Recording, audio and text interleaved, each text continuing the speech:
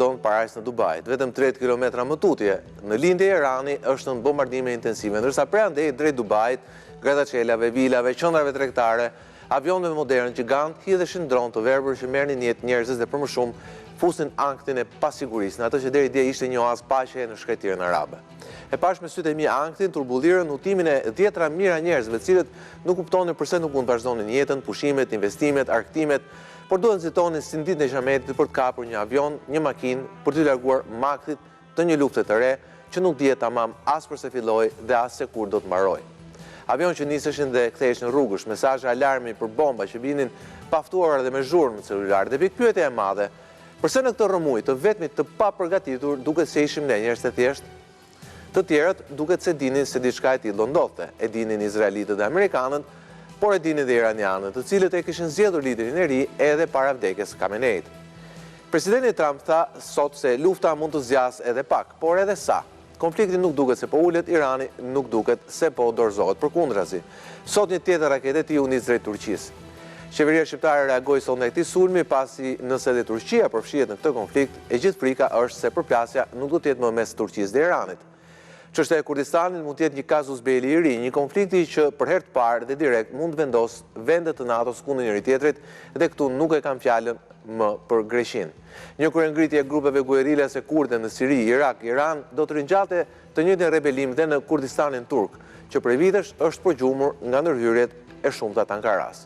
Dhe Erdogan, i cili edhe sot është në një konflikt të hapur diplomatik me Izraelin për Palestinën, nuk është nga ata që heziton t'i përgjigjet flakës me flakë.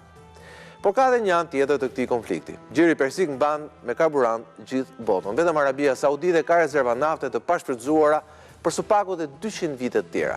Po kështu dhe Iraku, Emiratet, Katari dhe sigurisht dhe Irani. Bllokimi i ngushtisës së Hormuzit e ka çuar çmimin e naftës për fuqi në më shumë se $100, një nivel i papar që nga krizat të mëdha botërore si ajo e Covid apo e 11 shtatorit 2001.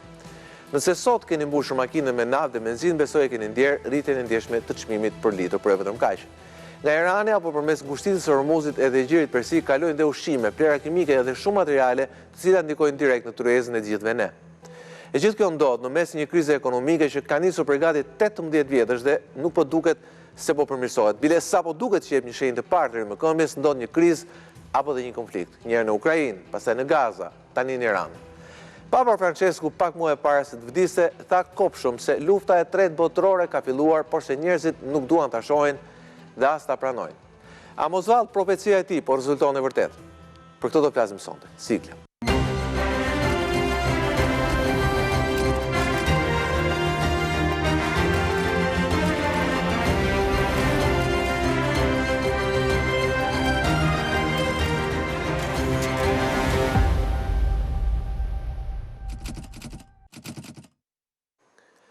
Mirëmbrëma dhe mirë se vini në Rilësore. Me mua sonde në program janë Gjeneral Det Prenga, mirëmbrëma Gjeneral. Mentor Besha, ekspert i çështjeve ndërkombëtare, mirëmbrëma mentor. Fatos Osholi, miku im, gazetar, ekspert i çështjeve të ekonomisë dhe të financave, mirëmbrëma Fatos. Dhe Skënder Mingjozi, mirëmbrëma Skënder.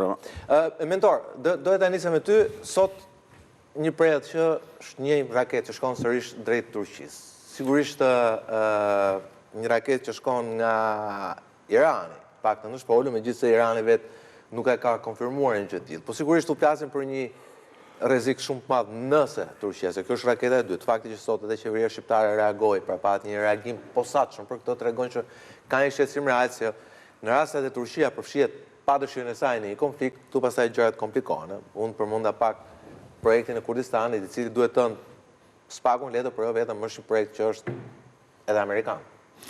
Për aq sa na intereson në mënyrë të drejtë për drejtë ne, nëse Turqia futet në konflikt, ne jemi në konflikt, sepse ky është një konflikt i NATO-s tani më, është një territor i NATO-s i sulmuar dhe Neni 5 detyron vendet anëtare të NATO-s që të përfshihen në këtë konflikt për të ardhur në ndihmë Turqisë. Pra kjo është e pashmangshme.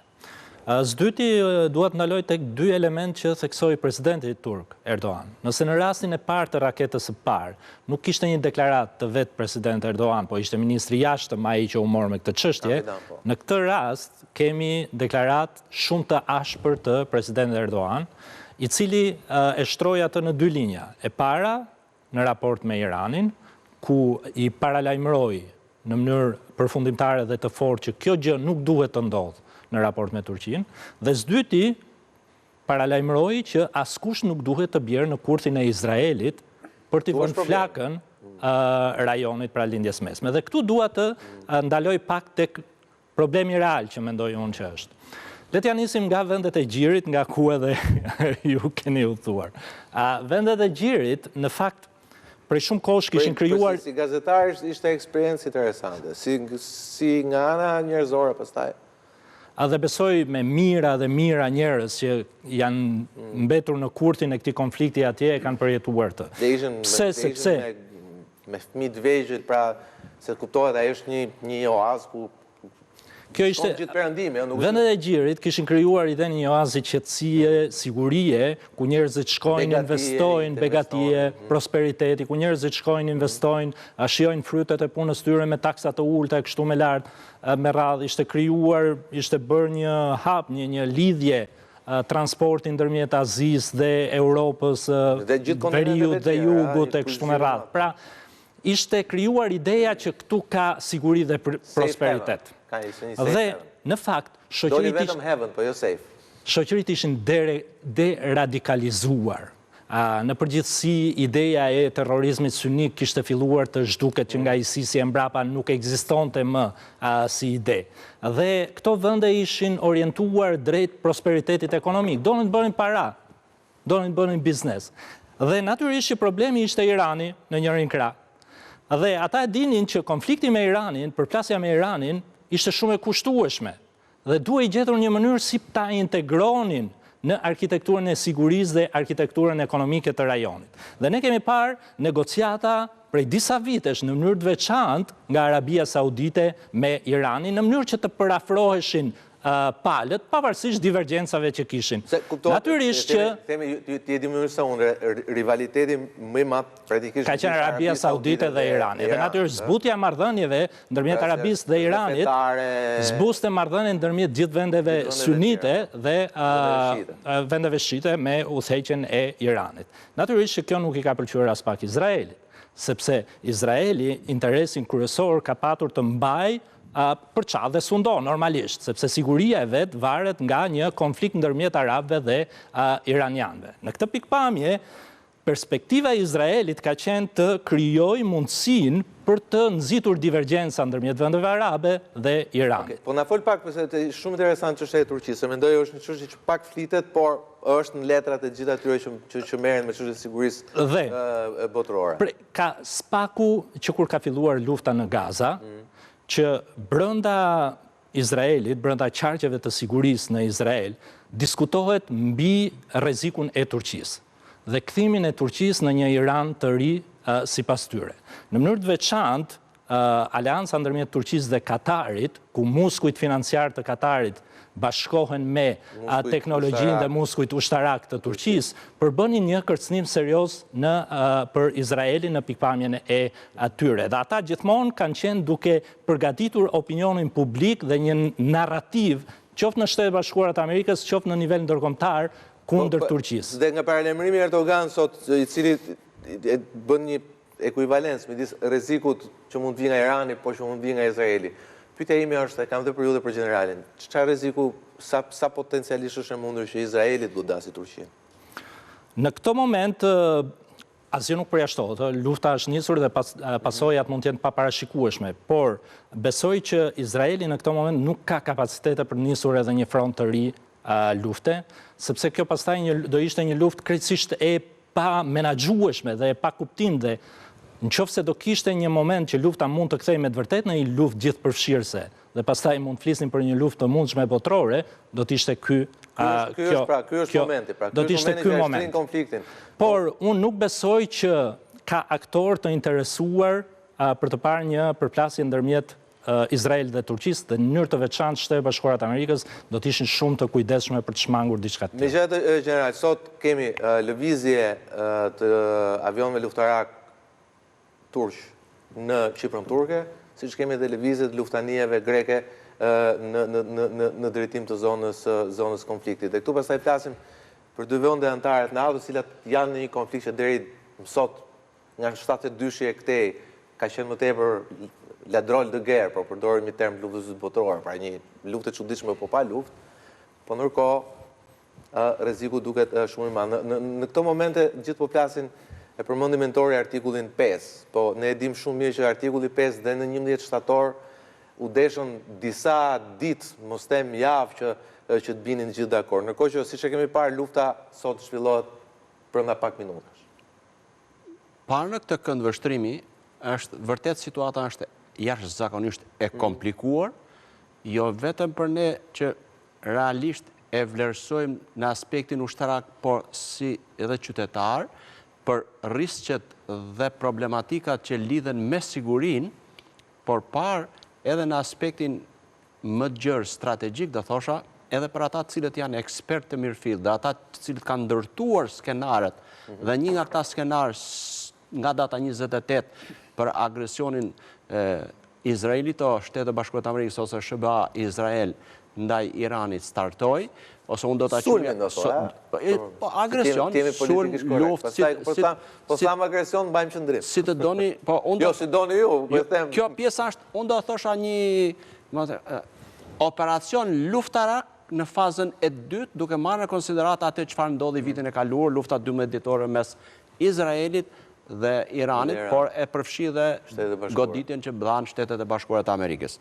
Të gjithë skenaret e mundshëm janë në lojë, vendimmarrësit që do të jenë pjesa politike, se pjesa ushtarake ngelet për thjesht dhe vetëm për zbatim, me sa mundësi kanë mbi bazën e skenarëve, sepse ata janë dhënë si skenar dhe mbi bazën e tyre ato që kanë ushtri të rregull dhe forcët armatose që do ta përdorin në momentin e parë e për të vazhduar realizimin e objektivave të tyre, jam i bindur që atyre do të ngelet për të zbatuar në mënyrën më të mirë të mundshme, por asnjëherë nuk ka ndodhur, nuk mund ndodhë që skenaret e përgatitur më parë dhe përgatitjet që bëhen për realizimin e këtyre skenarëve për të arritur objektivat të mund të realizohen drejt për drejt 100% në terren, pasi situatat ndryshojnë, siç ju e theksuat, në saje të teknologjisë dhe të zhvillimeve të shpejta të situatave në terren, është tepër e vështirë për të realizuar ato objektiva për të cilët janë përgatitur,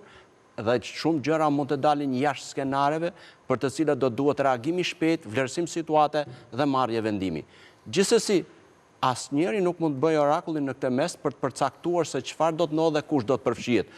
Por një gjë është e sigurt, siç po vjen situatat, që do thosha që përfshirja në këtë konflikt, një rritje dhe zhvillim të kapaciteteve ndërvepruese, e ndoshta edhe përfshirje të aktorëve të tjerë, të cilët akoma nuk janë përfshirë në këtë moment. Skënder, situata bëhet edhe më komplikuar sepse gjithë ideja është a ka një skenar të kësaj gjëja, pra ka një qëllim, sepse u tha që sulmi ose luta konflikti 12 ditor, soli atë që u quhet nga sekretari i mbrojtjes apo i luftës Pete Hegseth, u quhet u obliterate, pra ne thuajse e eliminuan fare rrezikun për ta marrë, që kishte sens. Pikërisht këtu. Kurse tani dalim tek reagimet cilat janë, themi, dëgjon presidentin Trump sot, pastaj dëgjon nesër, pra para 3 ditësh foli për mbështetjen që do t'i jepet militantëve guerilas kurd në Iran, ndërkohë dje duke u ftuar me avionin presidencial, i tha gazetarëve që janë çuna të mirë, po për momentin nuk duam që t'i përfshijmë konflikt. Pra le temi, nuk kuptohet se çfarë realisht, cili është plani, duke parë parasysh që pavarësisht që duket që Irani është bombarduar dhe kapacitetet e tij ushtarake janë shkatruar, nuk po shikojmë që ka akoma një lëvizje të brendshme, temi tektonike të brendshme që të ndihet brenda. Si gjithmonë ata që janë jashtë llogarisin keq punët për ata që janë brenda, dhe kjo nuk është hera e parë, sidomos për këto vende që janë të mbyllura, që janë diktatura, që janë vende militariste, se Irani është një vend militarist. Kështu që këtu për mendimin tim dhe me çfarë dëgjojmë dhe analizat që bëjnë edhe ekspertët e gjeopolitikës, si në Amerikë, në Evropë ose diku tjetër, e thonë qartë që tashmë po duken konturet e një gabimi trashanik gjeopolitik nga ana e Amerikës, e cila lejoj veten që të tërhiqet një luftë krejtësisht asimetrike me Iranin, sepse e tillë është, kur një predh $1.5 milion eliminon një predh që ka kushtuar $10.000, atëherë lufta është asimetrike. Dhe është krejtësisht në disfavorin atij që hedh predhën $1.5 milion. Kjo është çështje aritmetike, nuk ka nevojë të thellohemi. Tani për të ardhur tek skenari, duke parë që çfarë është thënë dhe çfarë ka ndodhur nga lufta 12 ditëshe në qershor dhe tani, ti kupton që këtu vetëm skenar nuk ka. Pra, në luftën 12 ditëshe u tha, ne e shkatëruam komplet, e fshim nga faqja e dheut të programit bërthamor, nuk kanë më asnjë shans, ai që thot kundërtën po flet është fake news, pra është vetë siguria e Trumpit që ta shet atë rërën për farë, që thot është kjo është më e mira, kjo është më e shkëlqyera, kjo është kështu, kjo është nuk lë asnjë lloj, asnjë minimum vendi për ndonjë dilemë, por që shpesh kjo gjë pastaj kthehet në bumerang, fjalët e tij po ti rimarrësh, dhe këtu jemi në rastin klasik kur ai, J.D. Vance, ministri i jashtëm, e gjithë paneli amerikan, me gjithë panelin izraelit, na thanë, pas luftës 12 ditore, që kjo ishte gjëja më perfekte që kishin bërë. Goditën programin bërthamor në tunelin, në atë, si të thuash, në atë tunelet e thella dhe ku llogaritet që kjo predha mund të futet t'i shkatroj komplet, mund t'i shkatroj pjesërisht etj. E kujtojmë si ishte. Tani ideja del që duhet të shkatrojmë programin. Me thënë vërtet nga kapaciteti ushtarake nuk diskutohet fare prioriteti amerikan plus ai izraelit. Lufta asimetrike. Edhe nga pikpamja inteligjencës ushtarake. Irani mos gaboj i ka $9 miliard shpenzime ushtarake. Pasues e dytë dhe pasuesin e tretë, atij që vravet parin. Sigurisht tregon që niveli i informacionit është dhe kapaciteti është raporti është 1/140. Patjetër, është $9 miliard është i Iranit buxheti ushtarak vjetor, 1 trilion është Amerika. Pra, pa fut Izraelin, i cili duhet të thënë nga vendet më të armatosura. Tani, unë mendoj që thelbin e përgjigjes që ti kërkon e ka dhënë Marco Rubio. Çfarë na ka thënë sekretari i shtetit, që tregon se janë totalisht në kaos dhe nuk din fare pse kanë hyrë aty brenda. Doli dhe tha, morën vesh që izraelitët do të godisnin, morën vesh gjithashtu që pasi izraelitët të godisnin, iranianët do na godisnin ne, kështu që ne u futëm dhe goditëm të paret. Të nesërmen u mundua të ratifikoj, i tha gazetarëve që ju nuk e keni dëgjuar mirë etj, po ndërkohë ajo u zbardh. Faktikisht, ajo që bëri sekretari i shtetit ishte një gaf dhe ishte një lapsus freudian, sepse tregoi që s'pari Amerika është tërheq në luftë nga Izraeli, dhe s'dyti tregoi se kemi të bëjmë një tentativë për një ndryshim regjimi të cilin amerikanët nuk e pranojnë sepse pastaj del shkelja e ligjit ndërkombëtar që ti nuk mund t'i ndryshosh qeverit me bomba. Pra, ndodhemi në një tentativë reale për të ndryshuar regjimin, por që ekspertët mund të na thonë, nga ajri nuk ndryshohet regjimi. Dhe ne këtu e diskutuam në dhe javën e kaluar. U godit Serbia nga ajri, u shpall Kosova e pavarur, por Miloševići nuk u rrëzua nga regjimi. Po nuk ishte dhe ai objektivi goditjes. Dhe s'ishte dhe ai objektivi. Jo, goditën Beogradin dhe ti e di se çfarë i bën Beogradin. Po, por nuk ishte me ura e me ishte ideja që patjetër. Ishte ideja që Miloševićit vjen e kuqi që të kemi thënë që nëse njëshin ti e kalove, tani do ikësh mbrapsht vjes kuqi, pa nuk dhe ishte synimi. dorëzimi ishte mbas një kërcënimi eminent për përdorimin e trupave toksore. Po, patjetër. Kur NATO u bë gati për të përdorur trupa toksore, po pra për të futur në Kosovë, jo trupa toksore për të shkuar në Beograd. Objektivi ishte i qartë, kurse tani objektivi është ndryshim regjimi. Ndryshim regjimi, por... Po, Trump ta zgjedhin vetë, vetëm që duhet të përfshin dhe mund, pyesin dhe mund. Po patjetër, sepse është si ai konkursi bukurisë që duhet ta pyesin kush fiton nga këto vajzat që parakalojnë... Bukura ishte zënës ministri jashtëm iranian që tha, ai nuk zgjedh dha dot kryetarin e Bashkisë New Yorkut në vit na zgjedh. Pra ndodhemi, skenari është New Yorku nuk e bombardon dot, po skenari real ose dëshira do të ishte që në Iran të vendoset demokracia dhe këtë lloj formule sak foshnjore dhe aq kriminale ne kemi parë në shumë konfliktet mëdha ku Amerika është përfshirë dhe ka dalë shumë keq, me thënë drejtën. Nëse vetëm duhet të thënë që Irani nuk është eksportimi nga ajri dhe me bomba i Iraku. Po patjetër nuk diskutohet, është shumë më i komplikuar. Histori tjetër, shumë më komplikuar. Ka pasur dhe një histori demokratike në të vetë, tjetër gjë që ka pasur, themi pastaj temi për kishpërdorimet, pushtetit e tjere të cilën ja shkatruan kur iranianët vendosën të nacionalizojnë naftën. A mund të bëj një ndërhyrje të shkurtër për Kurdistanin përpara se të kalojmë tek Kurdistani është thelbi, sepse dhe aty